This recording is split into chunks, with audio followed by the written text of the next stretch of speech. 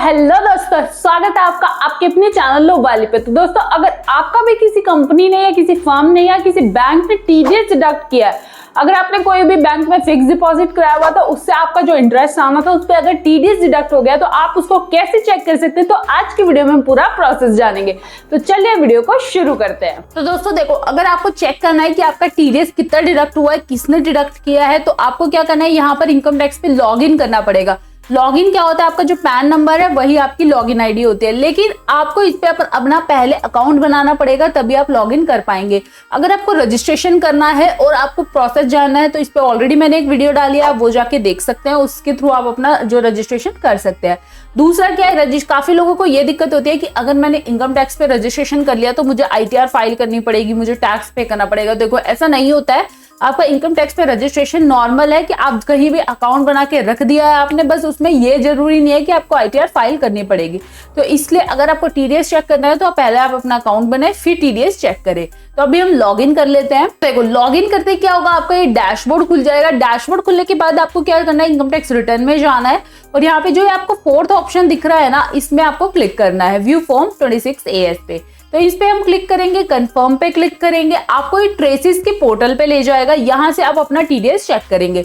तो I agree पे click करेंगे और प्रोसीड पे क्लिक करेंगे। जैसे यहाँ पर आपको दिख रहा है, देखिए व्यू फॉर्म 26 AS, इसको आप क्लिक करेंगे। उसके बाद असेसमेंट ईयर है। यहाँ पे असेसमेंट ईयर क्या होता है, आपका अगर कोई भी फाइनेंशियल ईयर है, जैसे मैं 23-24 फाइनेंशियल ईयर मान रही हूँ, उससे अगला जो साल होता है ना, उसको असेसमेंट ईयर बोलते हैं। 23-24 का जो फाइनेंशियल ईयर का जो असेसमेंट ईयर होगा वो 24-25 होगा। तो अभी हमें क्या करना है, 24-25 का डेटा देखना है। ठीक है, 24-25 पे क्लिक करते हैं। व्यू एज HTML जरूर करना, आप यहाँ से व्यू डाउनलोड कर लेना।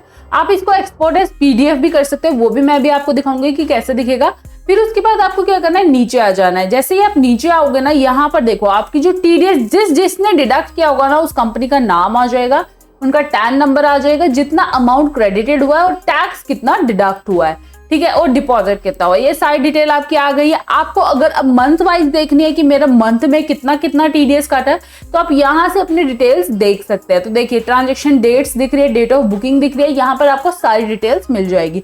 अब आप कहोगे कि मैं कैसे चेक करूँ कि किसी मंथ का अगर उसने डिपॉजिट नहीं कराया, किसी मंथ का कैश कब कराएगा, मुझे तो नहीं पता।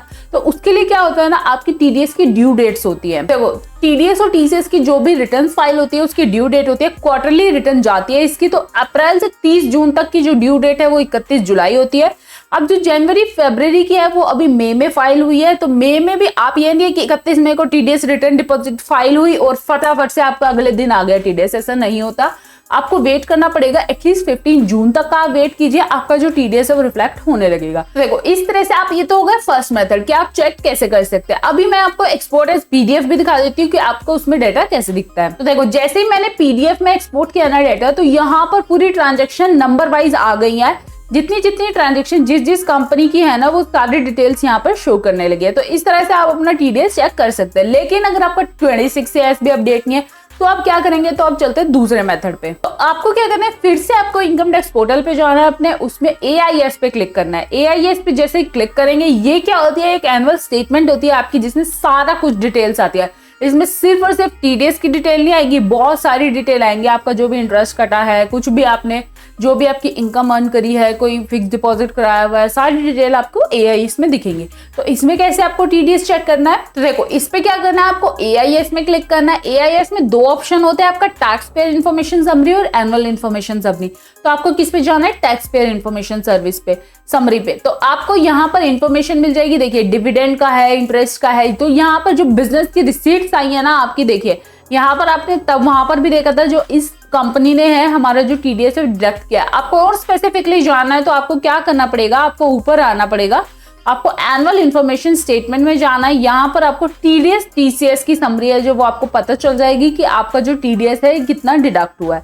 तो इस तरह से आप अपना टीडीएस अपना चेक कर सकते हैं। लेकिन अगर ये भी अपडेट नहीं हुआ, ना वो अपडेट हुआ, ना 26 AS है, ना AIS है, और आपकी टीडीएस की जो रिटर्न की ड्यू डेट है वो भी जा चुकी है, तो अब क्या करें, अब क्या कर सकते हो, आप क्या स्टेप ले सकते हो अगर किसी कंपनी ने रिटर्न ही फाइल नहीं की। तो उसके लिए आपको क्या करना है, उसके लिए भी ऑप्शन है। उसके लिए आपको क्या करना है, यहाँ पर वापस से जाएंगे। तो देखो, वापस से इनकम टैक्स पोर्टल पे आ गया है। यहाँ पर आपको क्या करना है, ग्रीवियंस में जाना है और सबमिट ग्रीवियंस पे क्लिक करना है। तो आपको क्या करना है, कंप्लेंट रेज करनी है यहाँ पर टीडीएस के रिगार्डिंग कि आपका जो 26 AS में आपकी जो दिक्कत है, 26 AS related entry not reflecting in 26 AS, आप यहाँ पे कंटिन्यू पे क्लिक करेंगे और आपके जो भी क्वेरीज हैं, जैसे आपका असेसमेंट ईयर है, असेसमेंट ईयर कौन सा है, अभी हमने देखा था 24-25 हो गया, ठीक है, फाइनेंशियल ईयर, यहाँ से आप अपना ना जो ग्रीवेंस की डिस्क्रिप्शन है वो डाल देंगे और यहाँ पर सीधा सबमिट पे नीचे क्लिक कर देंगे। तो इससे आपकी जो कंप्लेंट है वो भी दर्ज हो जाएगी इनकम टैक्स पोर्टल पे, ठीक है। उसके बाद आपको क्या है कि आपको अपना टीडीएस का जो रिफंड है वो कैसे क्लेम कर सकते हैं। तो देखो, टीडीएस का रिफंड क्लेम करने के लिए ना आपको क्या करना पड़ेगा, अपनी आईटीआर को फाइल करना पड़ेगा। अगर आपका जो टैक्स बन रहा है, सपोज मेरे को पे करना है 100 रुपए गवर्नमेंट को, लेकिन मेरा जो रिफंड है, मेरा जो टीडीएस ऑलरेडी डिडक्ट हो चुका है वो मेरा 120 है, तो आपका जो बैलेंस होगे ना, आपका 20 रुपए का जो रिफंड है वो आपको मिल जाएगा। आईटीआर जैसे ही फाइल करोगे ना आपका, तभी आपको अपना जो टीडीएस का रिफंड है वो मिल पाएगा। तो दोस्तों देखो, इस तरह से आप अपना चेक कर सकते हैं तो कितने अमाउंट का टीडीएस किस कंपनी ने आपका डिडक्ट किया है। और अगर आपको वीडियो अच्छी लगे तो वीडियो को लाइक जरूर करना, चैनल को जो सब्सक्राइब कर देना ऐसी अपडेट सबसे पहले पाने के लिए। टेलीग्राम ग्रुप और व्हाट्सएप ग्रुप का लिंक डिस्क्रिप्शन में डाल दिया, फटाफट से जाके ज्वाइन कर लो सबसे पहले अपडेट रहने के लिए। तब तक के लिए बाय बाय, टेक केयर।